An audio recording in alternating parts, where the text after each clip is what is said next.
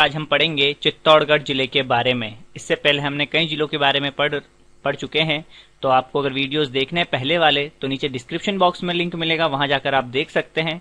तो चलिए आज हम शुरू करते हैं चित्तौड़गढ़ जिले की। और चित्तौड़गढ़ का जो परिवहन कोड है वो क्या है दोस्तों?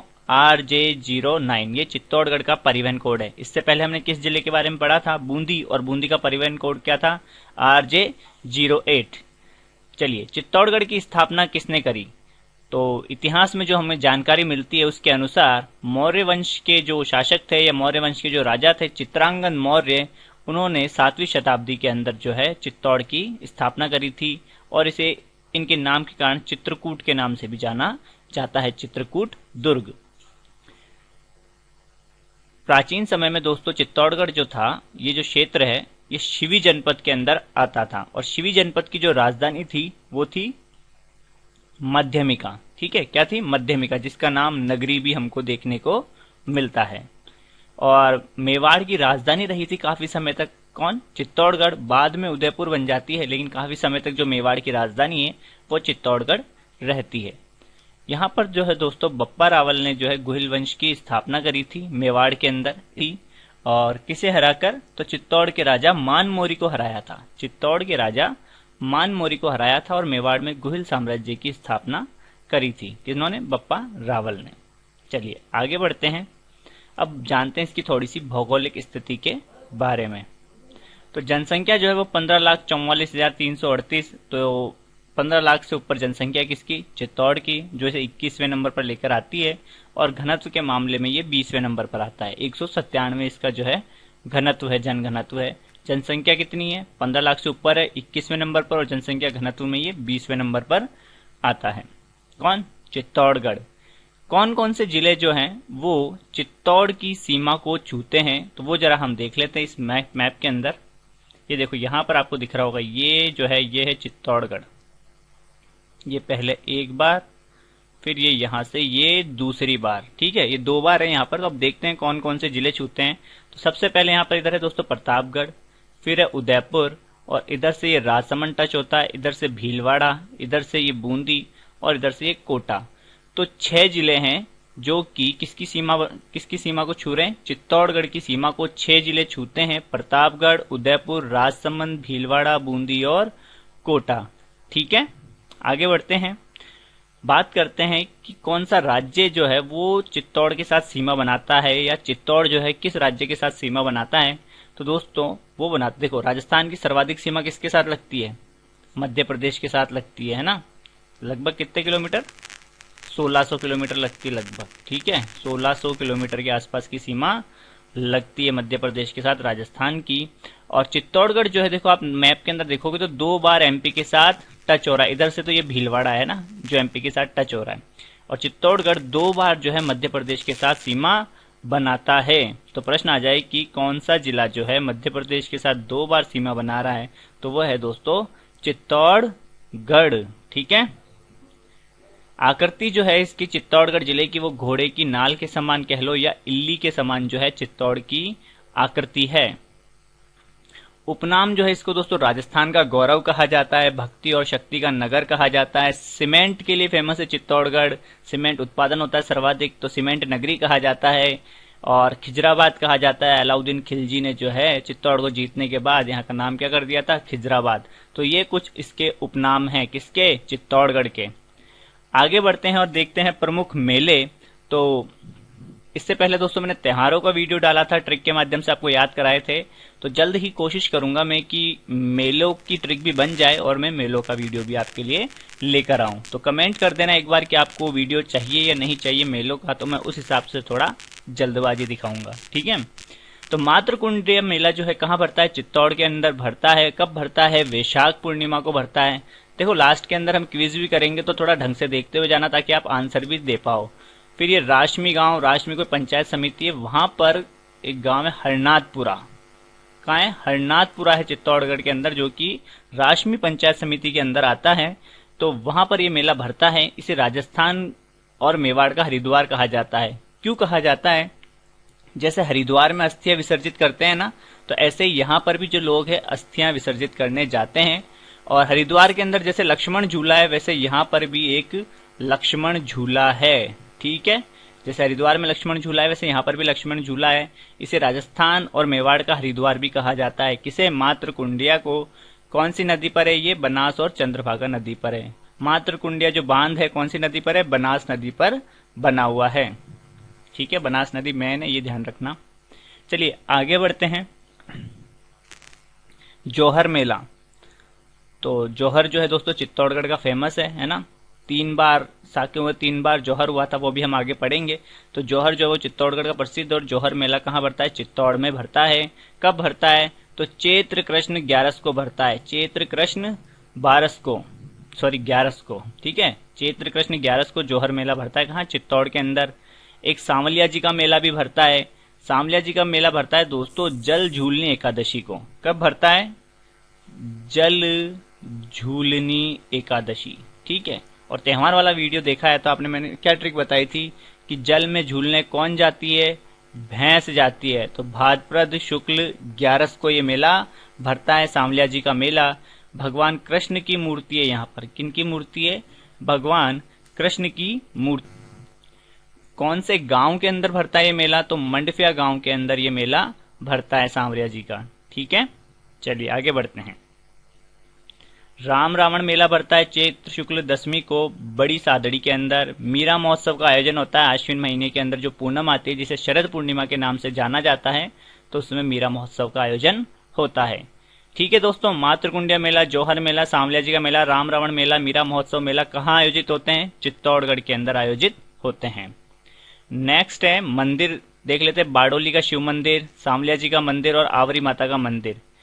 ये अन्य मंदिर क्यों लिखा हुआ है यहाँ पर? अच्छा, चित्तौड़ के जो मंदिर है वो हम अलग से पढ़ेंगे। चित्तौड़गढ़ के अंदर जो दुर्ग है उसके अंदर बहुत सारे मंदिर भी हैं, तो वो हम अलग से ही पढ़ लेंगे। इसके अलावा जो मंदिर है वो जरा देख लेते हैं। तो बारडोली का शिव मंदिर, ये नागर शैली के अंदर बने हुए हैं। उत्तर भारत के जितने भी मंदिर हैं, है ना, दक्षिण भारत के अंदर द्रविड़ शैली चलती है मंदिर निर्माण की, और उत्तर भारत के अंदर जो शिखरनुमा जो मंदिर हैं वो नागर शैली के अंदर बने हुए हैं। तो नागर शैली में बना हुआ ये मंदिर है, और 9 मंदिर बने हुए हैं दोस्तों यहाँ पर, और इनको जो प्रकाश में लाने का श्रेय है वो कर्नल जेम्स टोड को जाता है। बारडोली के शिव मंदिर कहाँ है? चित्तौड़गढ़ के अंदर स्थित है। नेक्स्ट है दोस्तों आवरी माता का मंदिर। तो ये निकुंभ गांव के अंदर भरता है और लकवा निवारण के लिए ये जाना जाता है। सांवलिया जी का मंदिर, अभी हमने सांवलिया जी की बात करी थी, मंडफिया गांव के अंदर है। ठीक है, मेला भरता है मंडफिया गांव के अंदर। भगवान कृष्ण की मूर्ति है। जल झूलनी एकादशी को मेला भरता है, और यहाँ पर दोस्तों अफीम चढ़ाने की परंपरा है, तो अफीम के लिए भी ये जाना जाता है। इसके अलावा एक अकोला के अंदर बडली माता का मंदिर भी है।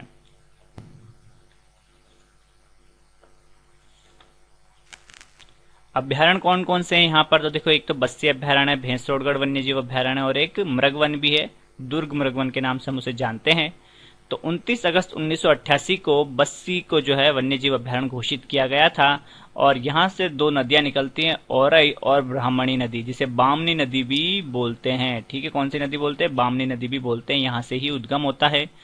फिर एक है भैंसरोडगढ़ वन्य जीव अभ्यारण्य, जिसे 5 फरवरी 1983 को वन्य जीव अभ्यारण्य घोषित किया गया था, जो घड़ियालों के लिए प्रसिद्ध है। और दोस्तों इसी अभ्यारण्य के अंदर एक पठार भी है, जिसका नाम क्या है? मानदेसरा का पठार। तो मानदेसरा का पठार कहाँ है? चित्तौड़ के अंदर। चित्तौड़गढ़ के अंदर कहाँ? भैंसरोडगढ़ के अंदर स्थित है। और भैंसरोडगढ़ को वन्य जीव अभ्यारण्य कब घोषित किया गया था? तो 1983 के अंदर।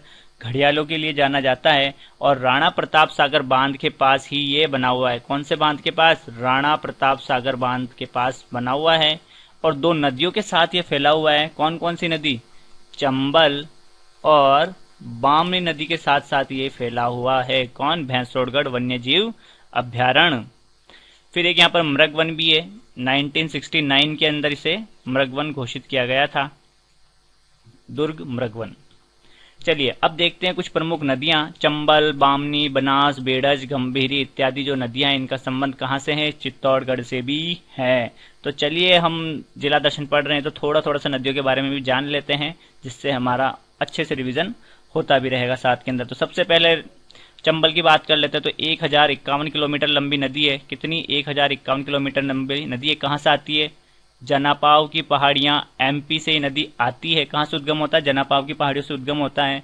इसे क्या कहते हैं दोस्तों? राजस्थान की कामधेनु कहते हैं। क्या कहते हैं? राजस्थान की कामधेनु कहते हैं।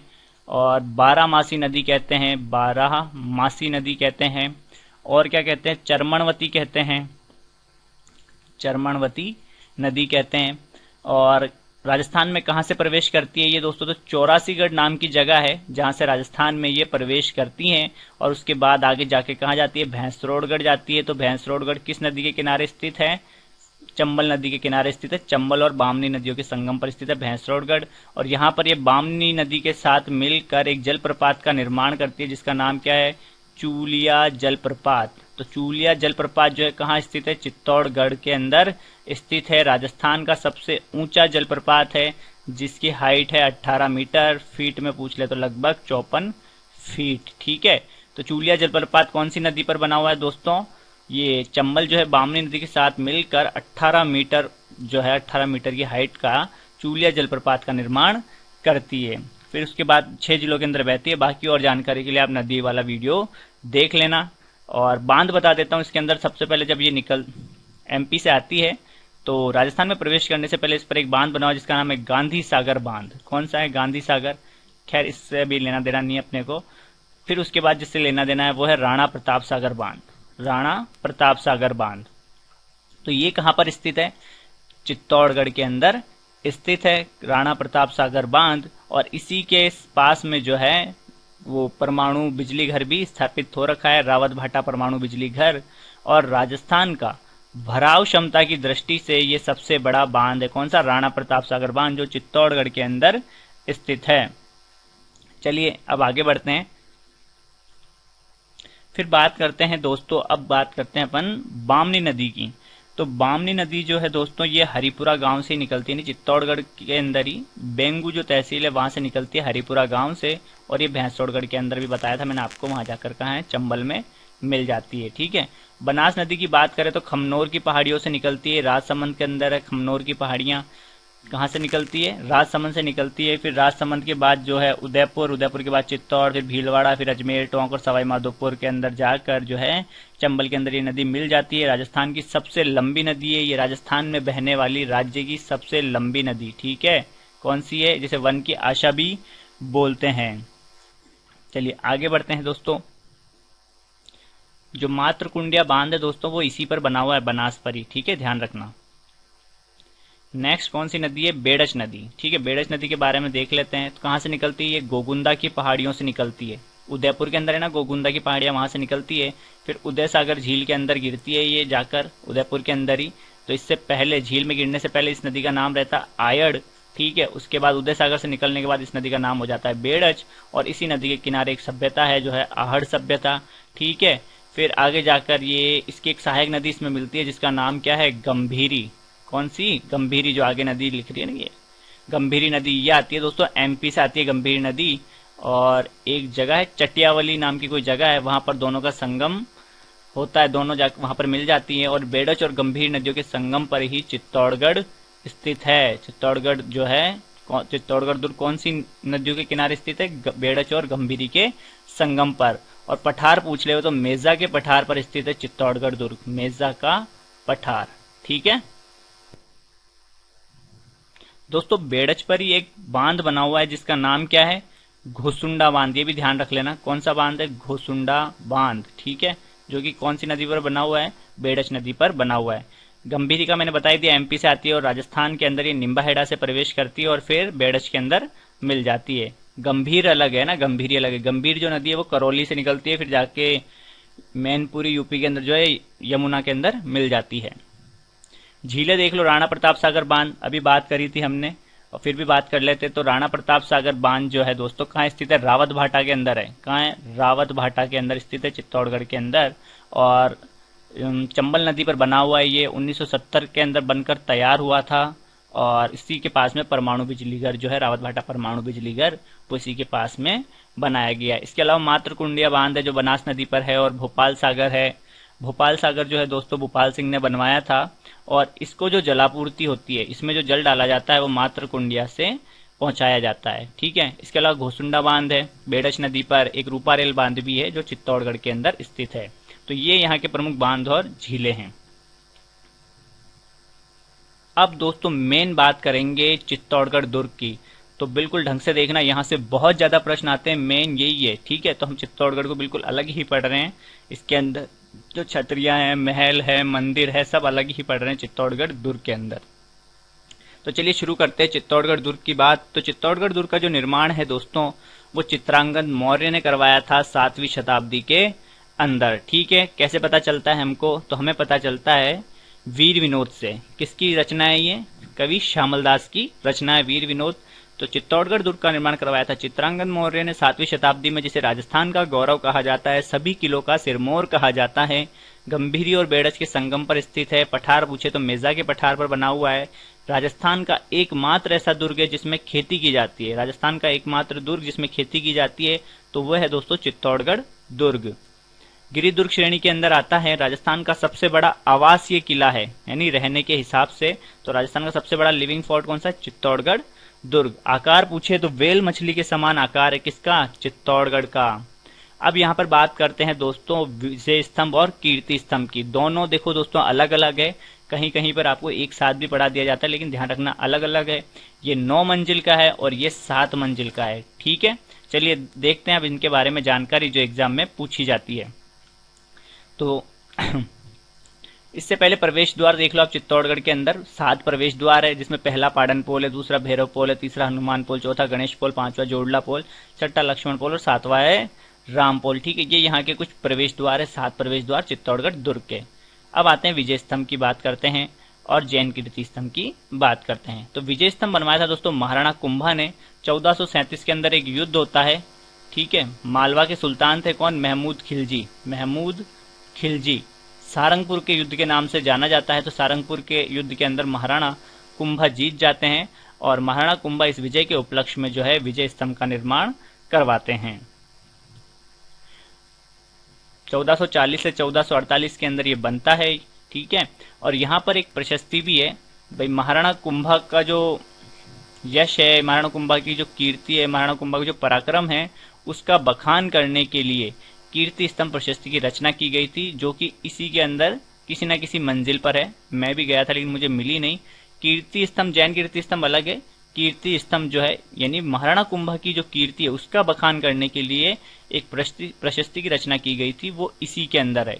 ठीक है, इसीलिए इसको कीर्ति स्तंभ के नाम से भी जाना जाता है। 8वीं मंजिल तक ही जा पाया था मैं, शायद 9वीं मंजिल तो बंद है, इस वजह से मैं भी नहीं देख पाया कि क्या है। तो हो सकता है 9वीं मंजिल पर होगी शायद प्रशस्ति। चलिए आगे बढ़ते हैं। भारतीय मूर्तिकला का विश्वकोश कहा जाता है और हिंदू मूर्तिकला का इसे अजायब घर कहा जाता है और इसे विक्ट्री टावर के नाम से भी जाना जाता है दोस्तों।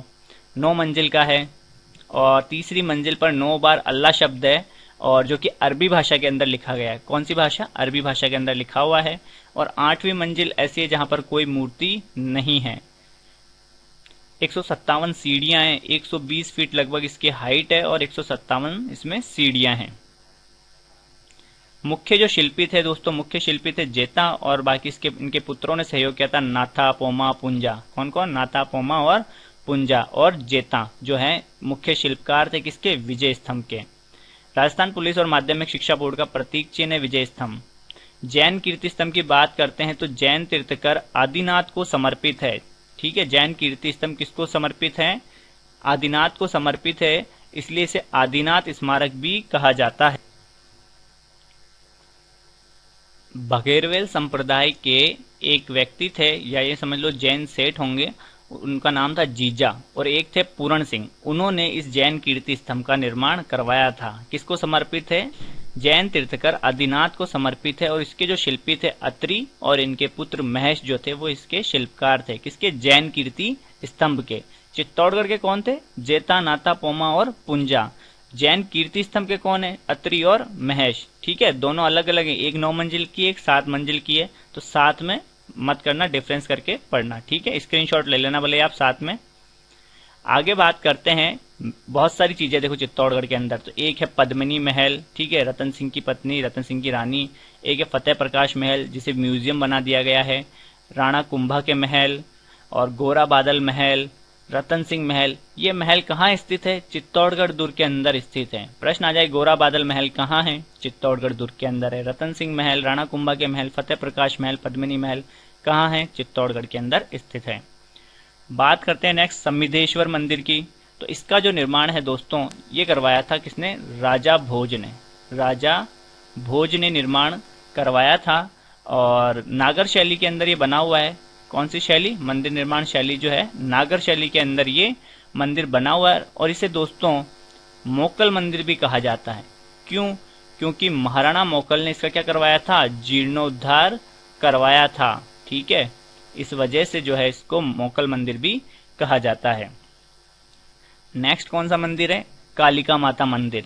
तो इसे दोस्तों सूर्य मंदिर भी कहा जाता है। क्या कहा जाता है? सूर्य मंदिर भी कहा जाता है।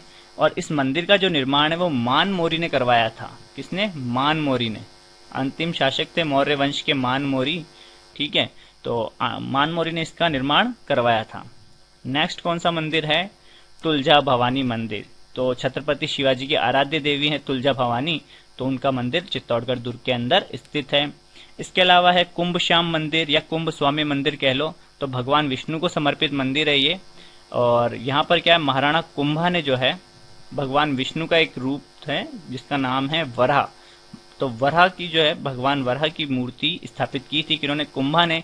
इस वजह से दोस्तों इस मंदिर को कुंभ श्याम मंदिर के नाम से भी जाना जाता है। और पंचायतन शैली के अंदर ये बना हुआ है। मंदिर की जो शैलियां हैं उसके अंदर पंचायतन शैली के अंदर ये बना हुआ मंदिर है।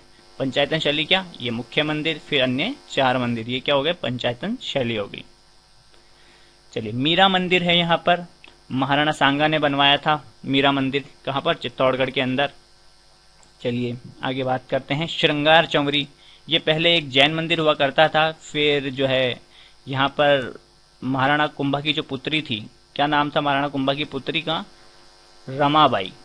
उनकी चंवरी यहाँ पर बनी हुई है। ठीक है, चंवरी जहाँ फेरे लेते हैं ना, तो फेरे के बीच में जो बना हुआ होता है ना, वो चंवरी कहलाती है। नेक्स्ट क्या है? सतबीस देवरी। तो ये जैन मंदिरों का समूह है। यहाँ पर करीबन 27 देवरियां हैं जैन और जैन संप्रदाय से संबंधित ये मंदिर है।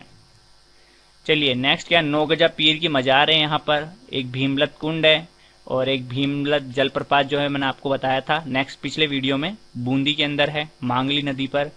और छतरियां देखें तो जयमल और कल्लाजी राठौड़ की छतरियां हैं और 4 हाथों वाले देवता कल्लाजी। और संत रैदास की छतरी है मीरा के गुरु। और रावत बाघ सिंह की छतरी। रावत बाघ सिंह कौन है? जो दूसरा शाखा होता है 1534-35 के अंदर, उस समय जो है विक्रमादित्य तो छोटे होते हैं, बहादुर शाह आक्रमण करते हैं गुजरात के शासक, तो रावत बाघ सिंह के नेतृत्व में जो है सैनिक जो है वो केसरिया करते हैं। चलिए चित्तौड़गढ़ के जो मुख्य शाखे हैं जिसके लिए चित्तौड़गढ़ बहुत फेमस है, तो यहाँ के 3 शाखे हुए थे, वो तीनों शाखे जरा हम देख लेते हैं। शाखे क्या है? केसरिया प्लस जौहर। जो पुरुष होते हैं वो केसरिया करते हैं और महिलाएं जो हैं जब जीतने की उम्मीद नहीं होती है तो उसके बाद आत्मसम्मान के लिए जौहर करती हैं। तो ये केसरिया और जौहर जो है क्या कहलाता है? शाखा। चलिए पहला जो शाखा होता है वो होता है 1303 के अंदर। कब? अलाउद्दीन खिलजी आक्रमण करता है और राणा रतन सिंह जो है केसरिया करते हैं और उनकी रानी पद्मिनी के नेतृत्व में महिलाएं क्या करती है? जौहर करती हैं। और इस युद्ध के अंदर जो है 1303 के अंदर पद्मिनी के जो चाचा भतीजे गोरा और बादल वह शहीद हो जाते हैं। नेक्स्ट है 1534 और 35 के अंदर दूसरा शाखा होता है जब गुजरात का शासक बहादुर शाह आक्रमण करता है और उस समय वहां के जो राजा है मेवाड़ के वो है महाराणा विक्रमादित्य, यानी कि चित्तौड़ के जो राजा है वो कौन है? महाराणा विक्रमादित्य हैं। लेकिन छोटी उम्र होने के कारण जो है इन्हें ननिहाल भेज दिया जाता है और रावत बाघ सिंह प्रतापगढ़ के जो हैं वो रावत बाघ सिंह नेतृत्व करते हैं और रानी कर्मावती के नेतृत्व में जो है जौहर होता है। जो हुमायूं को राखी भेजते रानी कर्मावती, लेकिन समय पर सहायता नहीं कर पाते हुमायूं, और उस वजह से जो है ये घटना होती है। तीसरा जो शाखा होता है वो होता है 1567-68 के अंदर और उस समय जो किनके मध्य होता है? ये अकबर और उदय सिंह के समय। ठीक है, अकबर का आक्रमण होता है चित्तौड़ पर, उस समय शासक थे उदय सिंह और यहाँ पर जौहर जो होता है वो फूल कंवर के नेतृत्व में होता है। क्या नाम था? पत्ता। तो पत्ता की रानी थी फूल कंवर, उनके नेतृत्व में ये जौहर होता है। उदय सिंह चले जाते हैं, इनको राजपाट छोड़कर जयमल और पत्ता को सौंप कर चले जाते हैं और फूल कमर के नेतृत्व में जो है जौहर होता है, और पत्ता के नेतृत्व में जो है केसरिया होता है। चलिए आगे बढ़ते हैं। भैंसरोडगढ़ दुर्ग, देखो चित्तौड़गढ़ दुर्ग के बारे में बात कर ली। दुर्गों के बारे में हम अलग से डिटेल वाला वीडियो बनाएंगे, तब दुर्गों के बारे में और अच्छे से पढ़ेंगे। यहाँ पर हम जिला दर्शन पढ़ रहे हैं तो फटाफट थोड़ा जल्दी कवर कर लेते हैं। भैंसरोडगढ़ दुर्ग जो है दोस्तों, ये भैंसाशाह नामक व्यापारी ने बनवाया था और चंबल और बामनी नदियों के संगम पर बना हुआ है। जल दुर्ग श्रेणी के अंदर आता है और इसे राजस्थान का वेल्लोर कहा जाता है। वेल्लोर जो दुर्ग है वो तमिलनाडु के अंदर स्थित है। अन्य बातें, शुभंकर वीडियो डाल रखा है, देख लेना ट्रिक वाला शुभंकर का। चौसिंगा है कहाँ का? चित्तौड़ का। च से चित्तौड़ और च से चौसिंगा। राष्ट्रीय राजमार्गों की बात करें तो NH-76 सर्वाधिक जिलों से गुजरने वाला जो राजमार्ग है, एक तो है NH-11 और एक है ये 76, लगभग 7 जिलों से होकर गुजरता है। इसके अलावा 79 और 113 ये 3 जो है राजमार्ग, राष्ट्रीय राजमार्ग जो है चित्तौड़गढ़ से होकर गुजरते हैं। कौन कौन से? 76, 89 और 113, 89 नहीं सॉरी 79, ठीक है। विनोता की बावड़ी, विनोता या विनोता की बावड़ी जो है दोस्तों चित्तौड़गढ़ के अंदर स्थित है, जिसका निर्माण सूरज सिंह शक्तावत ने करवाया था। विनोता की बावड़ी कहाँ है? चित्तौड़ में है। किसने निर्माण करवाया? सूरज सिंह शक्तावत ने करवाया था। चित्तौड़ का शुभंकर क्या है? चौसिंगा है। रावत भाटा परमाणु बिजली घर 1973 में स्थापित किया गया था। राजस्थान का पहला न्यूक्लियर पावर प्लांट है और देश का दूसरा न्यूक्लियर पावर प्लांट है रावत भाटा परमाणु बिजली घर। तो पहला कौन सा है देश का? तो वो बनाया गया था दोस्तों तारापुर महाराष्ट्र के अंदर। तो रावत भाटा परमाणु बिजली घर की जो स्थापना 1973 में की गई थी कनाडा के सहयोग से। दी मेवाड़ शुगर मिल्स, दी मेवाड़ शुगर मिल राजस्थान की पहली चीनी मिल है जिसकी स्थापना 1932 के अंदर होती है। इससे पहले हमने दोस्तों बूंदी जिला दर्शन के अंदर भी हमने एक शुगर मिल पढ़ी थी जिसका नाम क्या था? केशरॉय पाटन शुगर मिल्स लिमिटेड, ठीक है। वो बूंदी के अंदर थी, जो सहकारी क्षेत्र की पहली मिल थी और वैसे वो तीसरी चीनी मिल थी। तो पहली थी मेवाड़ शुगर मिल्स, ठीक है, कहां पर? चित्तौड़गढ़ के अंदर 1932 में स्थापित की जाती है। दूसरी कौन सी है? तो दूसरी है दोस्तों Ganganagar, Ganganagar sugar mills limited, ठीक है, 1937 के अंदर। और तीसरी है केशरॉय पाटन, ठीक है, और जो 1965 के अंदर स्थापित की जाती है। ये निजी क्षेत्र की है लेकिन राजस्थान की पहली, और वो जो आपको बूंदी में बताई थी केशराय पाटन शुगर मिल्स लिमिटेड, वो सहकारी क्षेत्र की पहली थी और वैसे तीसरी थी, ठीक है। चलिए कंफ्यूज मत होना। राष्ट्रीय केमिकल एंड फर्टिलाइजर्स लिमिटेड कहां पर स्थित है? चित्तौड़गढ़ के अंदर स्थित, और यहाँ पर डीएपी खाद का कारखाना है। कपासन के अंदर डीएपी डाई अमोनियम फॉस्फेट का कारखाना है। कहां पर? कपासन के अंदर। जेके सीमेंट का कारखाना जो है वो चित्तौड़गढ़ के अंदर स्थित है। 1974 के अंदर जो है स्थापना की गई थी और सबसे ज्यादा जो सीमेंट का उत्पादन होता है वो चित्तौड़गढ़ के अंदर होता है। और कहाँ? जेके सीमेंट कारखाना के अंदर होता है। जेके सीमेंट कारखाना कब स्थापित हुआ था? 1974 के अंदर। इससे पहले बूंदी के अंदर हमने पढ़ा था कि पहला जो सीमेंट कारखाना है वो लाखेरी बूंदी के अंदर स्थापित किया गया था, ठीक है, लाखेरी बूंदी के अंदर। जेके वाइट सीमेंट कारखाना मांगरोल के अंदर स्थापित किया गया। मांगरोल कहाँ? चित्तौड़ के अंदर। और राजस्थान के सफेद सीमेंट का ये तीसरा कारखाना है। तो पहला और दूसरा कौन सा है वो लिख लो आप। तो पहला तो है दोस्तों गोटन, गोटन के अंदर पहला सफेद सीमेंट का कारखाना स्थापित किया गया था। गोटन कहाँ? नागौर के अंदर, ठीक है। दूसरा कहां पर स्थापित किया गया था? तो खारिया खंगार, दूसरा खारिया खंगार। खारिया खंगार कहाँ है? जोधपुर। खारिया खंगार कहाँ है दोस्तों? जोधपुर के अंदर स्थित है। और तीसरा कौन सा आ गया? मांगरोल के अंदर, ठीक है। पहला गोटन, दूसरा खारिया खंगार और तीसरा मांगरोल के अंदर। और चेतक छाप सीमेंट भी दोस्तों जो है चित्तौड़गढ़ की प्रसिद्ध है। चेतक छाप सीमेंट। जाजम और दाबू प्रिंट कहाँ का प्रसिद्ध है? अकोला, चित्तौड़गढ़ का प्रसिद्ध है जाजम और दाबू प्रिंट। नेक्स्ट कौन कौन सी बातें हैं? नगरी सभ्यता, जिसे मध्यमिका के नाम से भी जाना जाता है। सबसे पहले डॉक्टर भंडारकर के द्वारा इसकी खुदाई की गई थी, जहां शिवी जनपद के हिस्से भी मिले थे। तो चित्तौड़गढ़ जो है पहले शिवी जनपद का हिस्सा था। हजरत दीवान शाह की दरगाह है यहाँ पर। तुरंगा खलंगी ख्याल के लिए चित्तौड़गढ़ प्रसिद्ध है।